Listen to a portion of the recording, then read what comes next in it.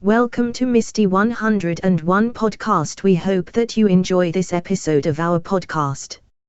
Iranian diplomats arrive in Saudi Arabia after years.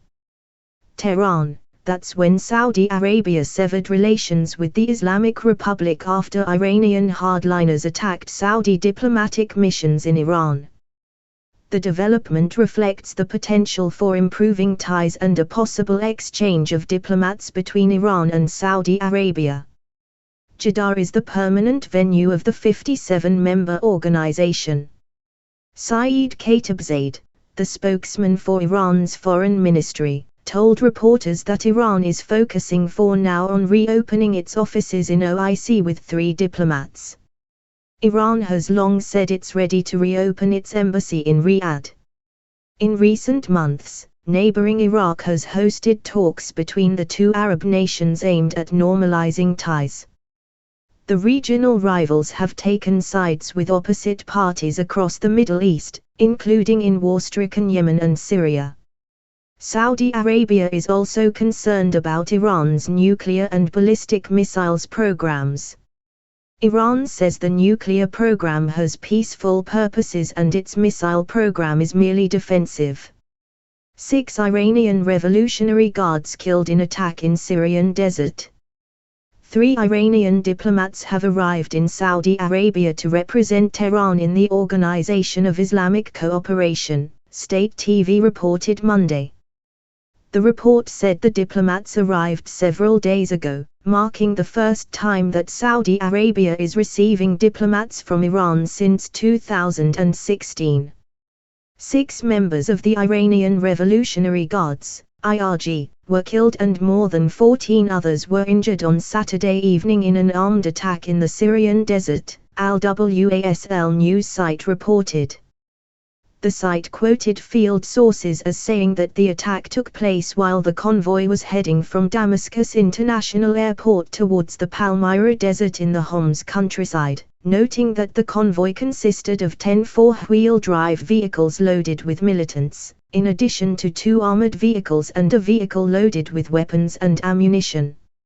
According to the site, armed militants targeted the convoy after it had crossed the city of Al-Dama using machine guns and anti-aircraft guns, while clashes continued for about 20 minutes.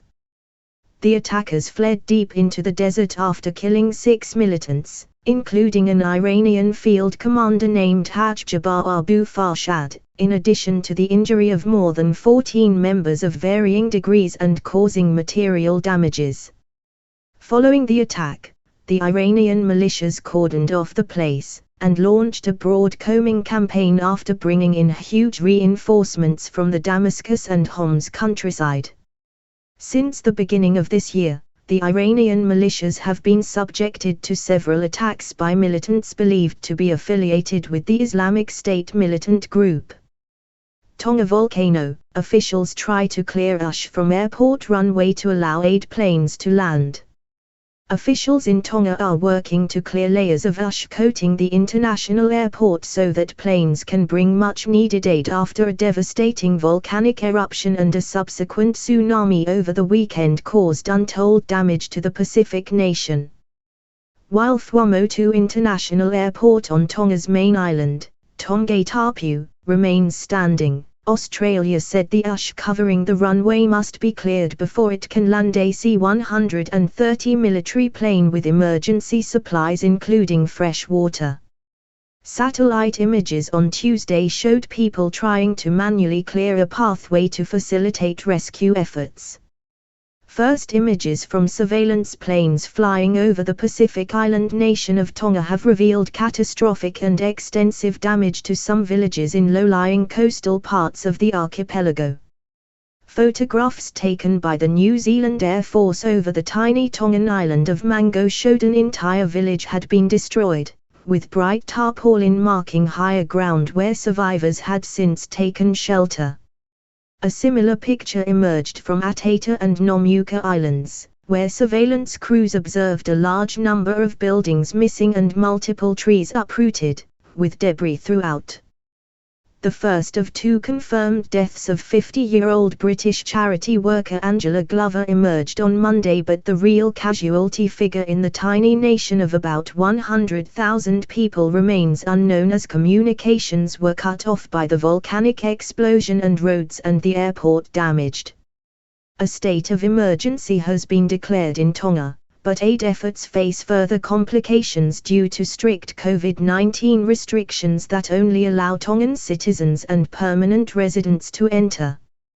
Curtis Tuihalanginji, Tonga's deputy head of mission in Australia, said the government was concerned about the risk of the virus reaching the island through aid deliveries as it is currently COVID-free.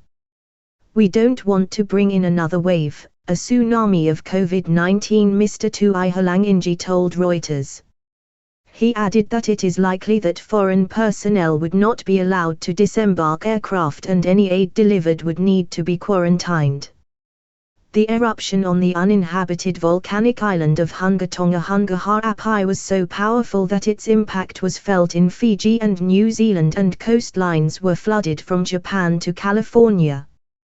2 people drowned off a beach in northern Peru due to high waves caused by the tsunami. It was one of the largest recorded eruptions in decades, estimated by scientists to have exerted a force equivalent to 1,000 Hiroshima nuclear bombs and exploding 30 kilometers into the air and depositing ash, gas and acid rain across a swathe of the Pacific. Significant damage was reported along the western coast of Tonga's main island of Tongatapu, where there are many vacation resorts, and the waterfront of the capital, Nuku'alofa.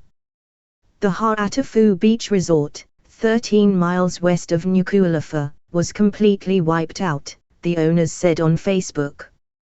The UN Office for the Coordination of Humanitarian Affairs, OCHA, said there was particular concern about 2 small islands, Fonoi and Mango, where a distress signal was detected. According to the Tonga government, 36 people live on Mango and 69 on Fonoi. Further volcanic activity cannot be ruled out, OCHA said, reporting only minor injuries but emphasizing that formal assessments, especially of the outer islands, had yet to be determined. New Zealand has been at the forefront of international aid efforts. On Tuesday, the country's navy announced it had dispatched the HMNZS Wellington, carrying divers and hydrographers and a Sea Sprite helicopter. It said it would be joined by the HMNZS Aotearoa, loaded with much-needed water and humanitarian aid and disaster relief supplies. Alexander Mathia, the Red Cross Asia Pacific director, said water purification to remove ash contamination, providing shelter and reuniting families were the priorities in the aftermath of the disaster. Royal Navy veteran dubbed Brighton Cat Killer dies. A former Royal Navy gunner dubbed the Brighton Cat Killer after he carried out a string of deadly attacks on pets has died. Security guard Steve Bouquet was jailed last year in relation to the deaths of 9 cats and injuries to 7 more. He's carried out his deadly spree in the East Sussex city between October 2018 and May 2019 before finally being captured on CCTV set up by the owner of a dead feline.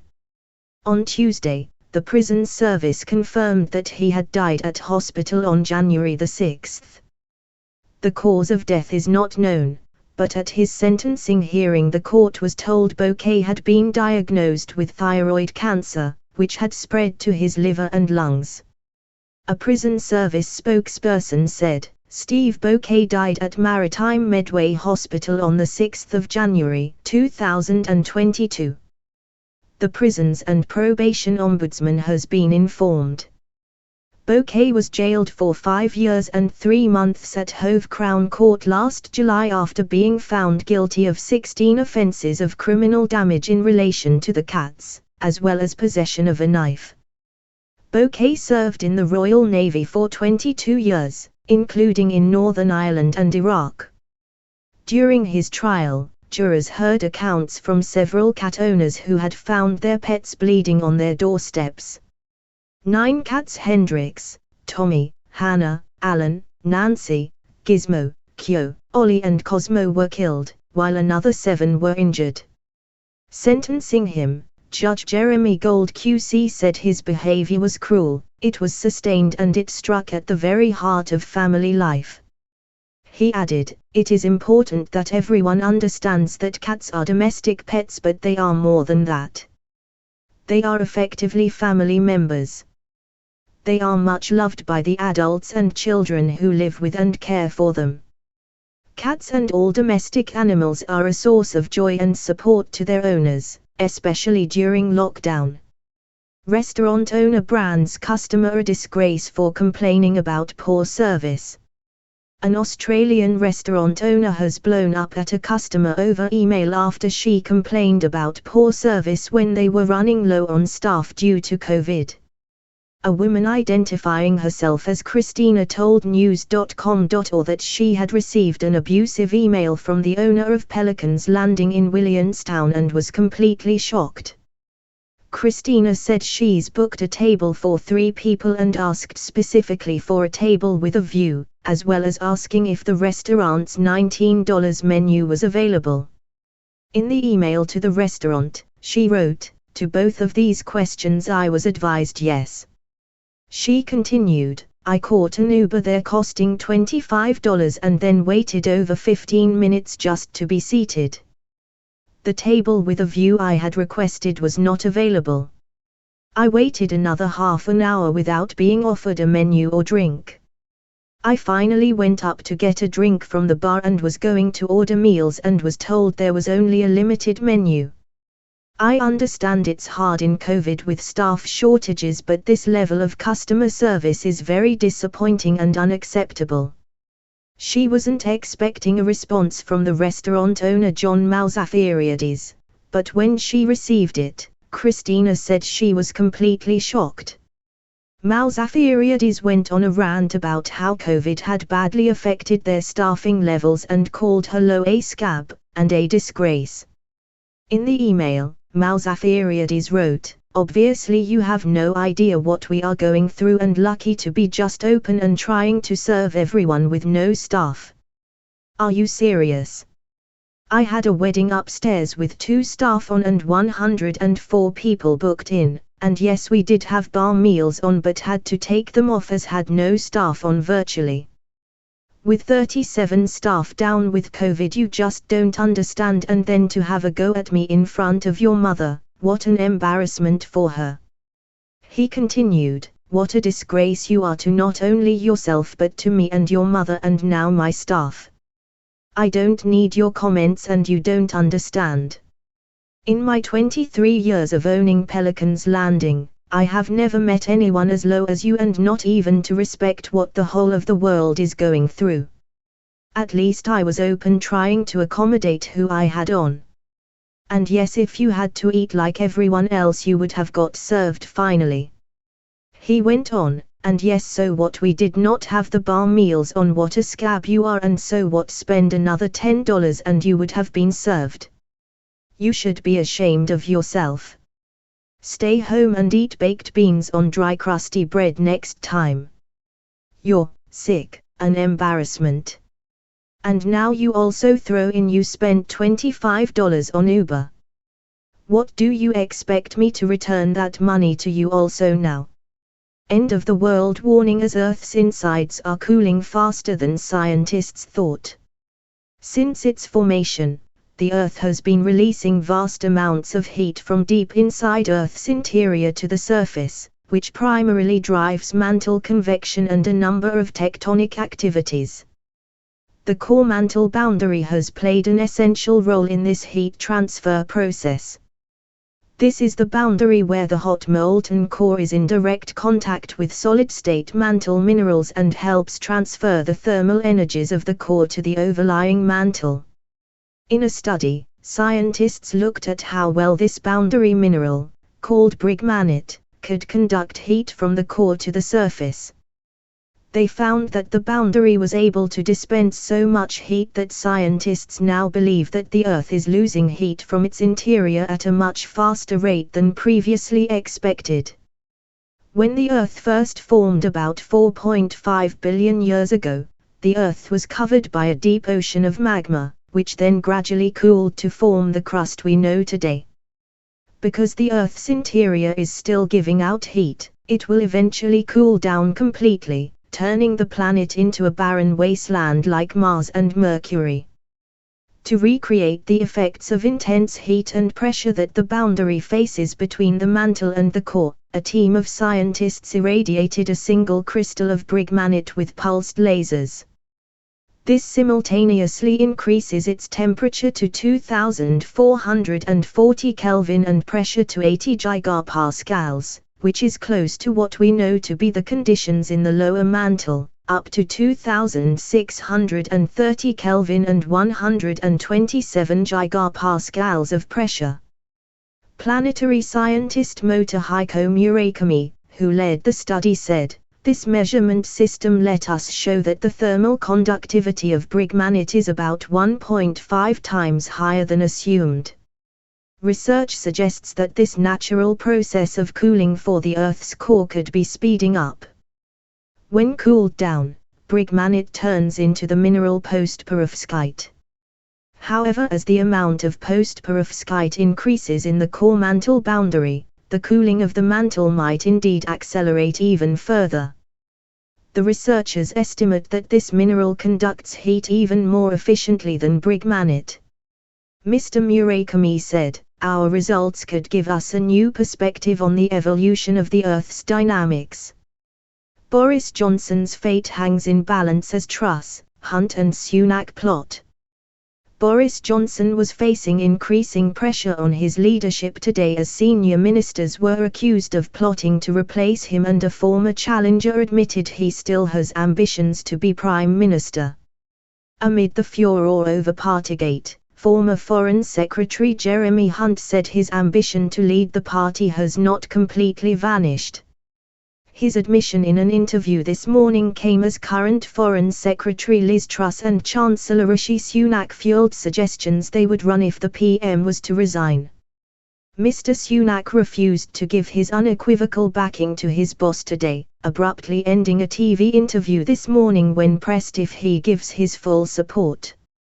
He instead said he believes Mr. Johnson is telling the truth and backs his request for patience during a Whitehall investigation by senior official Sue Gray.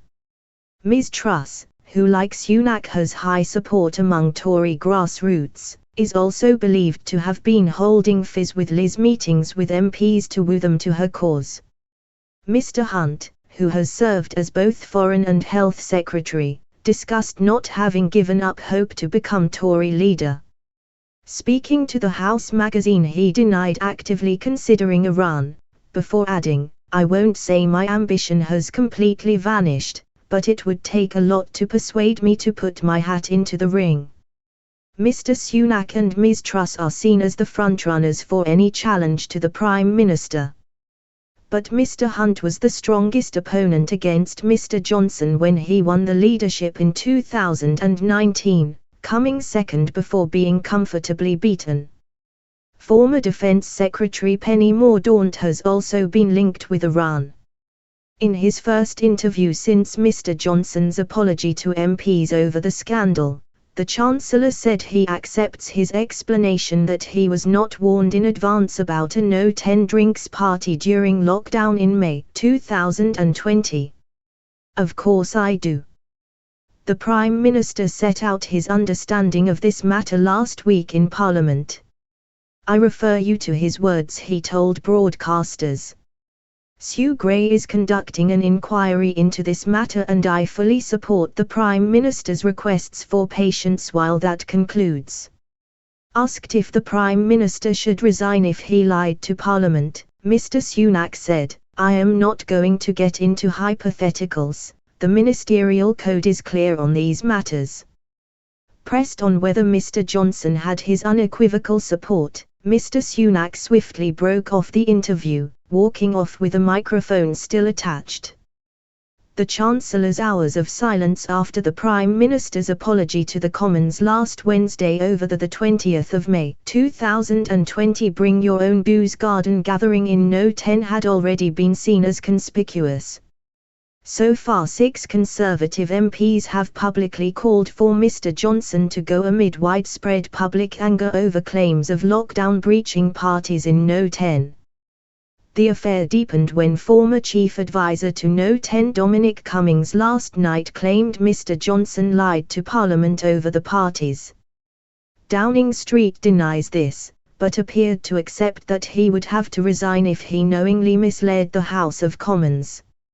Mr. Cummings, Mr. Johnson's former chief advisor who levelled the allegation of lying to Parliament, said Mr. Hunt's remarks were a sign of a challenge. The SW1 code for leadership contest is imminent. Sign up early if you want a seat in cabinet. I'm on phone to donors and getting office set up. There has to be one non-Brexit nutter in last 2, Mr. Cummings tweeted. While only 6 Tories have publicly called for Mr. Johnson to quit, many more are believed to have privately written letters calling for a vote of no confidence. One route to a Tory leadership contest is for 54 letters to be submitted by MPs to chair of the 1922 Committee of Conservatives Sir Graham Brady, though he keeps the running total a closely guarded secret. Only Fools and Horses star David Jason sets sights on playing Del Boy one last time. Sir David Jason has set his sights on playing his iconic Only Fools and Horses character, Del Boy, one more time. The veteran actor last starred as Del Boy in 2003, but the 81-year-old still feels he has unfinished business with the wheeler dealer and fancies a final turn as the infamous Derek Trotter. I've always loved Del Boy, who is such a wonderful loser. I would love to revisit him. I need someone to write me a script. Only Fools and Horses, which is considered one of the greatest TV shows in British history, first aired on BBC One in 1981. It ran for 10 successful years until 1991, and following the show's last official episode, and a number of various specials aired. And the 1996 Christmas Day episode, where Del and brother Rodney dressed up as Batman and Robin, was recently voted as one of the UK's all-time favourite telly moments. Lifting the lid on the iconic show, the actor told The Sun, "As a show it's very important we don't forget about it. It has a huge following, it fills in that need for an awful lot of people. It's funny, amusing and an identity for most people who watch it, who are working class and come from where I come from, and identify with the idiots who are the trotters. They're just like the rest of us, a family who have ups and downs." It comes after Sir David opened up about how an Only Fools and Horses cameraman had to be replaced due to the fact he was continuously laughing too much. The now 81-year-old actor said the scenes being captured became too much for a cameraman, who had to be replaced due to not being able to control himself while on set. Sir David has said that they would still be filming now if they hadn't taken the action, as the humour of the scene became too much for the cameraman, who began shaking with laughter while filming. The actor recalled, "We had to haul out the cameraman and replace him for that shot in the end." Plans for Kazakhstan regime change announced. A Kazakh businessman living in France, described as the country's opposition leader by US state-run media, has announced that he has a plan to take over the nation with the help of Western powers.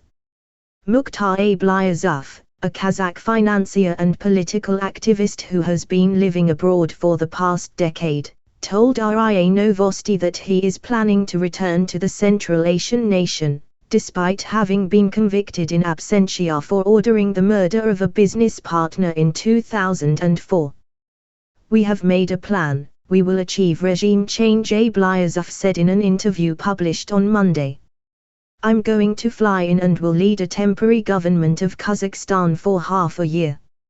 After that we will hold elections. If our party wins those elections, then I will become the legitimate prime minister. There will be no such thing as the president. We will liquidate that office." The banker claimed that this could take place in the near future, and added that he plans to appeal for help from Western governments. Abkhazov has been dubbed Kazakhstan's opposition leader by RFE/RL, an American state-run media concern which is charter-bound to provide a surge capacity to support United States foreign policy objectives during crises abroad. Now I'm appearing publicly on French television, he elaborated. I addressed French President Emmanuel Macron directly. I have warned the Western countries that if they take a wait-and-see position, then Central Asia will become a bigger hotbed than Afghanistan. Ablyazov currently lives in France, where he has been granted refugee status, and said that he avoids traveling to other countries out of fears of being pursued by the Kazakh authorities. In addition to his murder conviction, the banker has been sentenced in Kazakhstan for fraud and embezzlement. He maintains that the charges are all politically motivated. Kazakhstan saw mass unrest in the first weeks of January, triggered at first by a sharp spike in fuel prices. The protests turned violent in places, and the authorities announced last week that at least 225 people died in the demonstrations, including 19 police officers and military servicemen. In response to the unrest, President Kassym-Jomart Tokayev announced a series of planned political reforms, and also called for assistance from peacekeeping forces from the Russian-led CSTO alliance. The forces began their withdrawal last Thursday. The president also alleged that many of the protesters were terrorists with backing from overseas, but presented no evidence to support this theory. An Italian showgirl, a U.S. general, and the weaponization of sexual misconduct. Michele Morellato spent months getting flirty texts from the U.S. military's top man in Africa, before he was finally fired. The case showed how there's a heavy price to pay for those who receive unwanted sexual advances. When does a mere flirtation cross the line to become sexual misconduct? Flirtation is an important part of life. Attraction enhances almost everyone's human experience. But sexual attraction often becomes about power and a tool of coercion. Sexual harassment is a problem that can strike at the heart of women's struggle for equality in the workplace and the world. And it's troubling that institutions are often not consistent with their responses to sexual misconduct. Recently, I discussed this complicated topic with Michele Morellato, a former Italian showgirl and author and activist who has had her own share of challenging situations and public scandals. In her warm northern Italian accent, she told me, "I am a sexual assault survivor. I know what sexual assault is, and like you, as a young woman I was sexually assaulted by a powerful man." She went on to explain how a man in the entertainment industry assaulted her when she was 18 years old, and tried to blackmail her into a sexual liaison, promising her work. Against the advice of her family, Michele went to the police and a lawyer and sued him. This experience changed the way I looked at the world. I became feisty and rebellious. I would not accept people calling me a whore and other names because I was a victim of sexual assault, she told me.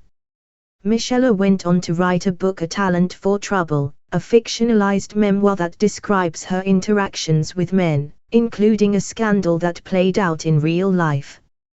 U.S. Army Major General Joseph Harrington came on the scene in 2017. Michele was going through a rough patch at that time with her husband, a soldier in the U.S. military. They had a baby son and the marriage had grown into domestic familiarity. It just became routine. He was exhausted from his work as a paratrooper and paid me less attention, she said. Michele went to the gym daily to work out, and General Harrington began to take notice of her.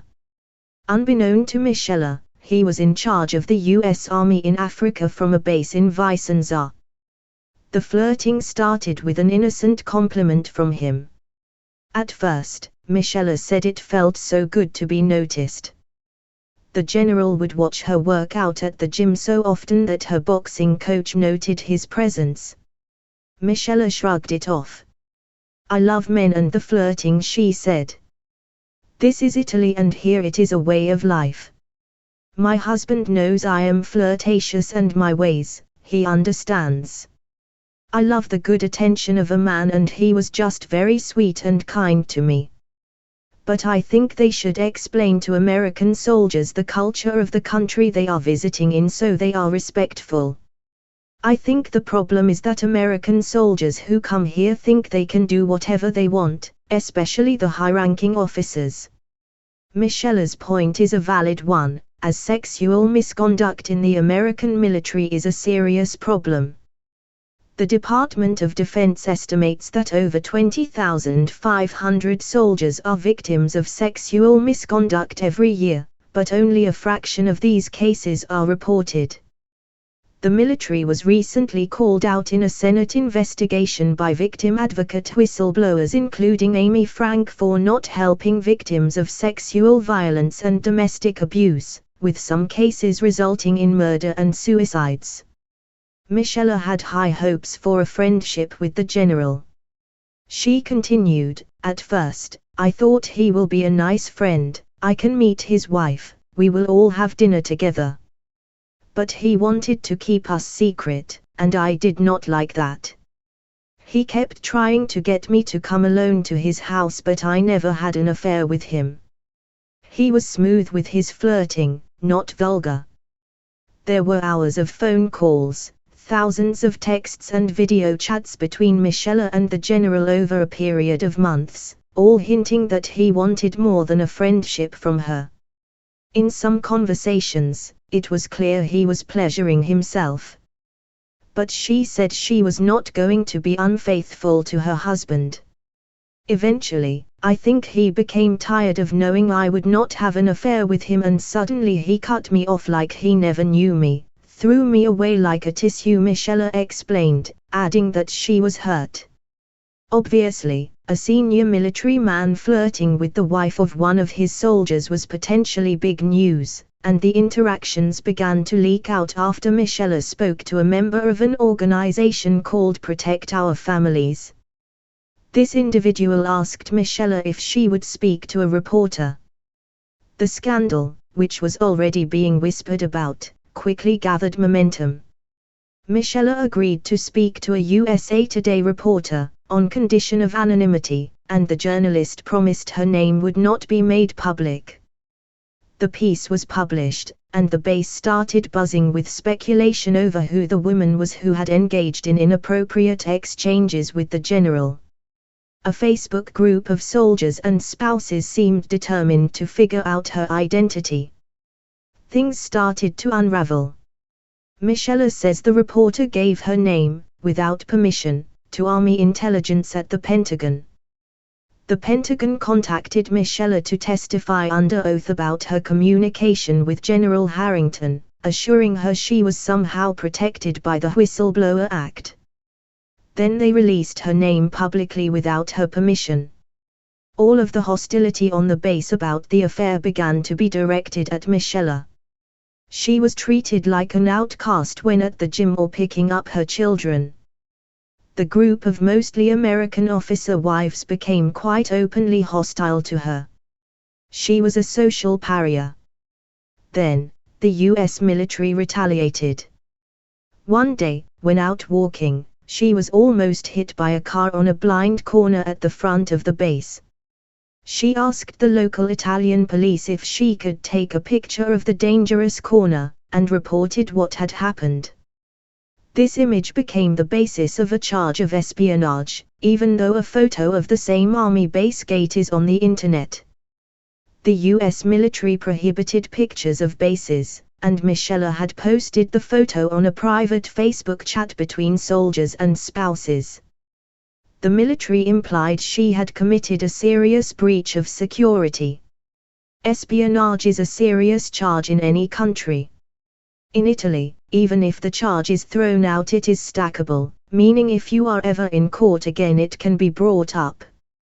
To Michelle's relief, the Italian court threw out the charge, although the stress and difficulties it caused her husband at his work took quite a toll. She told me, "It is lucky I was already a familiar figure in the Italian media. Imagine if this was another woman from Russia or some other country. It would have been a horrible result for them. Lucky for me I am known in my community and country and these charges were absurd." I understood her bewilderment at the charge, as I had faced my own accusations simply because I spoke truth about my experiences as a Senate staffer. Reporters would accuse me of being a Russian asset. Bill Maher, dripping sarcastic monologues, dismissed the sexual assault I experienced as some sort of sabotage of Joe Biden, because I loved Russia and publicly supported the Russian leadership. This led to me being called a traitor. The tactic was to not attack the veracity of what happened to me, but just make me so despicable to Americans that no one cared about what had happened. Neo-McCarthyism serves a multitude purpose for the American government agenda, from dismissing misconduct by its elites to character attacks on those challenging policies and justifying military conflict. It's a dismal approach to geopolitics, and disastrous for anyone in its path. The whack-a-mole approach by US government officials to accuse people of being spies or Russian agents has become redundant, and lacks the impact it once did due to so many false allegations. For Michela, the repercussions rumble on. Even though the espionage charge was called ridiculous by the Italian judge, she is banned from the army base except to pick up and drop off her children. She is escorted by military personnel everywhere and, in her own words, treated like a criminal. Michela is very remorseful about her interactions with the general, who was stripped of a star, forced to retire, and called dissolute and immoral for his behavior. She said, "I think he was grooming me to be his mistress, to have sex with him." I was contacted by other female soldiers who had the same experience with the general. For them, the retaliation would have been even worse. But I am curious why they take such harsh action against him and not go after other soldiers who are violent and rape. So, I wonder if there was another reason they wanted him fired. The mystery around his sudden dismissal deepens when you consider his involvement in covert actions by the military in Niger and other regions of Africa. In Niger, several soldiers were killed in an ambush on the 4th of October, 2017. Just days later, Harrington was fired. Did the military, which is normally so slow to respond to sexual misconduct allegations, use this situation to get rid of the general? An anonymous source stated, "General Harrington was not fired over text messages. They didn't want the connection of deaths of American soldiers in the Niger ambush to a sex scandal." The weaponization of sexual misconduct against those who are inconvenient is part and parcel of a deeply misogynist approach by patriarchal institutions. For victims of abuse, it is a frustrating reality that powerful people rarely face the consequences they deserve, unless there is some agenda by the power structure. Michela has moved on from all the drama caused by her being interrogated by US officials, and says her marriage is strong and her husband devoted to his career in the armed services. Michela helped found the Never Alone advocacy group with Amy Frank, victim advocate and whistleblower, about the lack of military response to sexual violence and domestic violence. "I like to help survivors of violence get resources and justice," said Michela. "I will continue to do this work and speak up for victims." We hope that you have enjoyed our podcast. We thank you for your support. We hope to see you again next time.